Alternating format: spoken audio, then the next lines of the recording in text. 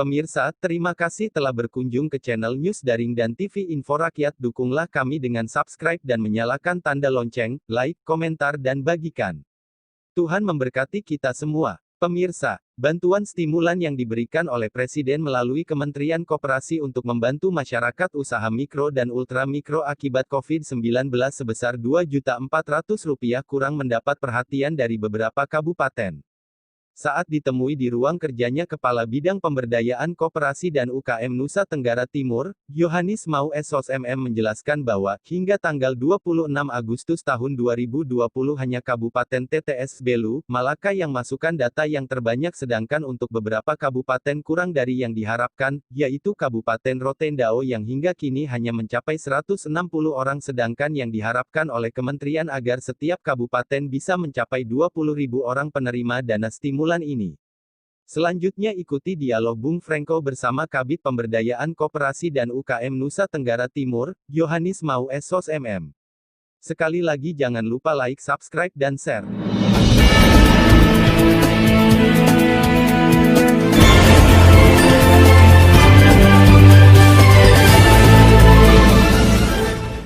Pemirsa yang dimanapun saat ini Anda berada, sebagaimana awal kita pernah membahas tentang topik bantuan sosial di Republik ini. Salah satu bantuan yang sementara berjalan yakni bantuan stimulan dari Kementerian Koperasi yang disalurkan oleh dinas-dinas terkait di provinsi ataupun pemerintah kabupaten kota. Dinas Koperasi Naker Trans Provinsi NTT pun mendapat peluang itu. Terkait dengan proses pendataan antusiasme masyarakat NTT dalam menerima manfaat bantuan ini.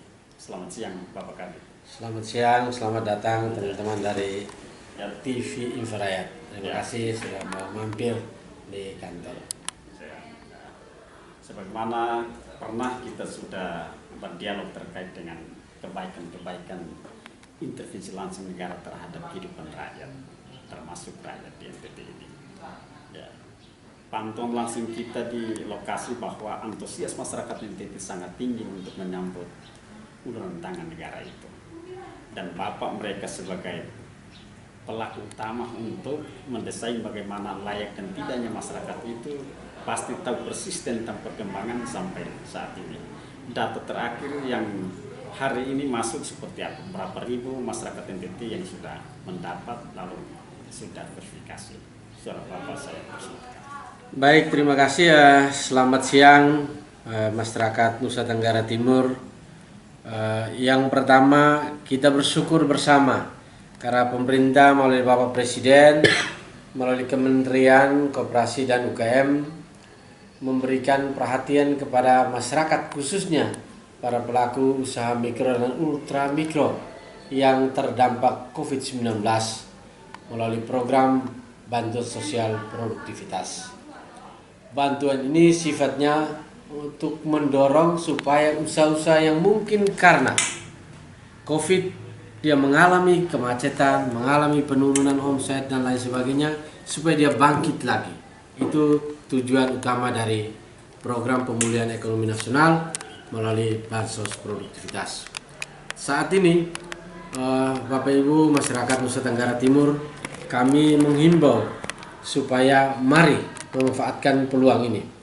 Pendataan sedang dan terus akan kita lakukan sesuai dengan penyampaian Bapak Deputi Pembiayaan Kementerian Koperasi pada Vikon dengan seluruh kepala dinas provinsi seluruh Indonesia pada hari Minggu itu bahwa pendataan akan dilakukan sampai dengan Minggu kedua September. Terkait dengan pendataan yang terus berproses saat ini, data yang sudah kita input beda dengan data yang masuk berkasnya, tetapi data yang kita sudah input tertanggal hari ini kurang lebih 67.065 orang pelaku UMKM yang sudah memasukkan berkas dan kita sudah input. Ada beberapa kabupaten di NTT yang cukup merespons secara baik. Karena itu saya pikir Terima kasih untuk Pak Kadis Koperasi Perindustrian dan Perdagangan TTS, karena dari seluruh kabupaten kota yang data tertinggi adalah dari TTS 13.125. Begitupun Bapak Kadis Belu 9.381, Kadis Melaka 6.000 lebih, dan juga kabupaten yang lain. Saya pada kesempatan ini mewakili Ibu Kadis mohon ya kepada teman-teman kepala dinas kabupaten kota yang saat ini belum mengirimkan datanya, atau yang sudah kirim data tapi masih sangat kecil, termasuk Kota Kupang, Kabupaten Kupang. Mari kita beri perhatian, beri waktu lebih banyak untuk mengurus masyarakat pelaku UMKM ini, supaya bantuan pemerintah yang menurut saya ini berkat, rahmat untuk rakyat Indonesia, termasuk rakyat Nusa Tenggara Timur, terutama para pelaku usaha mikro dan ultra mikro. Karena itu mari kita berikan perhatian penuh untuk mendata sebanyak-banyaknya supaya masyarakat NTT juga bisa mendapat perhatian dari pemerintah melalui Kementerian Koperasi. Yang berikut, saya juga meminta kepada masyarakat, apa yang kami bicarakan dengan Bapak Deputi Pembiayaan, Wakil Bapak Menteri pada saat Vikon, bagi Bapak Ibu yang belum punya nomor rekening, kami tetap menerima berkasnya, karena nanti Kementerian Koperasi yang akan membuka rekening secara langsung. Ya. Terkait dengan data yang sudah diluncurkan pada tanggal kemarin di BRI, itu yang diluncurkan secara resmi ada 2. Tahap pertama oleh Bapak Presiden pada tanggal 18, itu untuk pelaku usaha mikro yang menerima bantuan atau ada pinjaman peserta KUR dari BRI dan BNI dan juga dari PN Madani. Itu tanggal 18. Tetapi untuk data yang didata oleh Dinas Koperasi seluruh Indonesia baru diluncurkan kemarin. Nah, kita NTT itu kurang lebih 19.637 yang sudah diluncurkan, tersebar pada 22 kabupaten dan kota. Soal data pastinya itu ada di BRI, karena kebetulan peluncurannya melalui BRI. Nah, karena itu saya juga berterima kasih kepada teman-teman dari TV Info Rakyat NTT yang terus membantu menginformasikan ini kepada masyarakat. Karena itu sekali lagi terima kasih banyak. Saya juga minta betul teman-teman media cetak maupun elektronik yang tahu tentang informasi ini, tolong juga beritakan supaya masyarakat bisa memanfaatkan peluang ini, karena data sekarang informasi yang kita terima belum sampai 12 juta. Memang tidak ada kuota-kuotaan, tetapi ada sinyal positif yang disampaikan oleh Bapak Deputi Pembiayaan pada saat Vikon merespon pertanyaan daripada peserta Vikon. Beliau sambil guyon, ya masih banyak, kalau minimal satu kabupaten 20.000 lah. Karena itu ya teman-teman kabupaten, bapak-bapak kadis kabupaten, kalau angka belum 20.000, mari kita berusaha untuk supaya kalau bisa 20.000. 20.000 saja sudah syukur, puji Tuhan.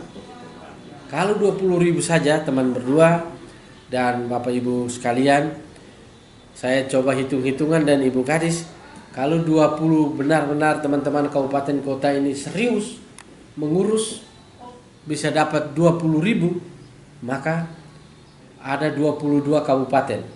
Berarti ada 840 UMKM di daerah ini akan mendapatkan perhatian melalui bansos produktivitas ini. Ya, karena itu sekali lagi saya menghimbau, mengajak, saya punya senior-senior, teman-teman kadis kabupaten, mari kita bantu masyarakat supaya peluang emas ini, berkat ini bisa kita dapatkan untuk rakyat Nusa Tenggara Timur. Bapak Gubernur selalu menyampaikan kepada kita, kerja tidak sekedar kerja, tapi kerja yang pasti hasilnya. Dan ini kalau kita kerja pasti hasilnya.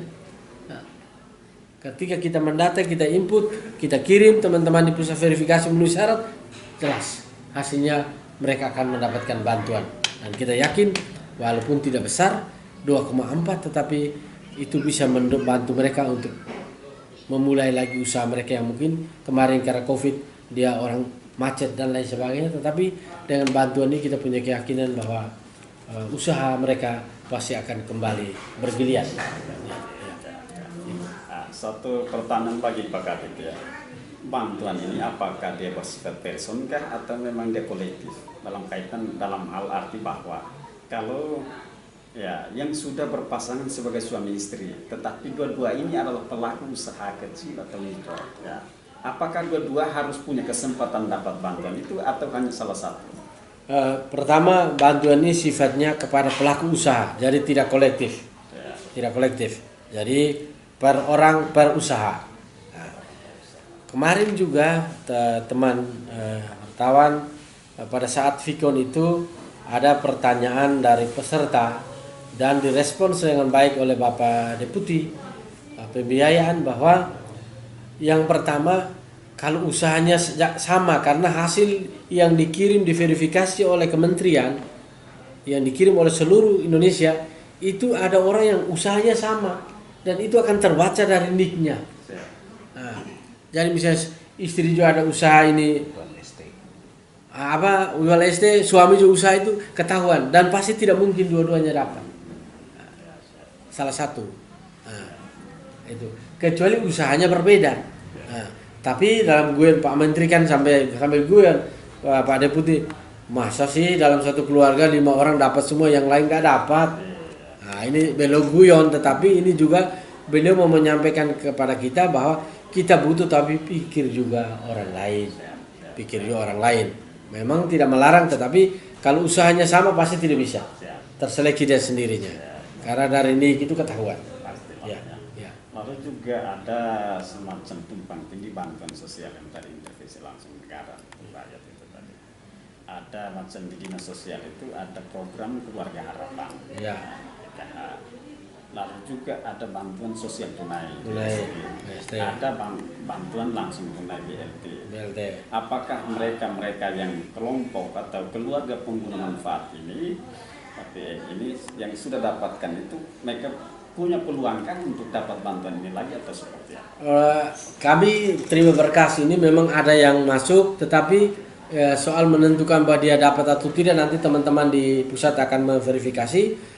Tetapi saya ketika Vikon, saya mengambil contoh itu PKH, teman berdua.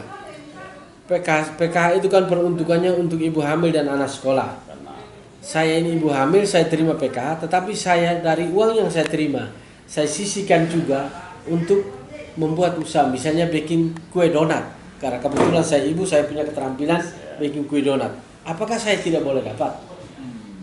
Pertanyaan itu akhirnya direspon, makanya teman-teman yang PK tapi benar-benar usaha, silakan kasih masuk. Ya. Yang penting dia menerima karena usahanya. Ya. Artinya peluang ini terbuka secara lebar untuk seluruh masyarakat. Mana bahwa memang yang tadi ada semacam penilaian bahwa tumpang tindih bantuan ini, tetapi di bantuan ini betul-betul murni kepada usaha. Jadi orang yang punya usaha. Ya. Makanya saya punya keyakinan masyarakat kita akan juga menyampaikan data yang benar. Kita punya keyakinan masyarakat kita akan menyampaikan data yang benar karena kita juga sudah sampaikan, Bapak Mama kami terima, kami verifikasi, kami input, kami kirim ke pusat. Nanti pusat yang akan menentukan siapa yang dapat. Tetapi seperti pertanyaan teman saya tadi, dari nomor NIK itu langsung terbaca.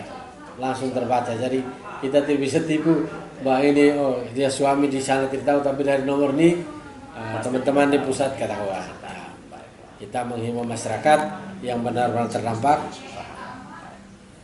Baik Pak Kabit, mungkin ada satu pertanyaan akhir terkait dengan jenis-jenis usaha di mana para pelaku usaha itu berhak untuk mendapatkan bantuan. Apakah memang dalam syaratnya itu sudah ditentukankah harus usaha ini yang harus mendapat atau seperti apa?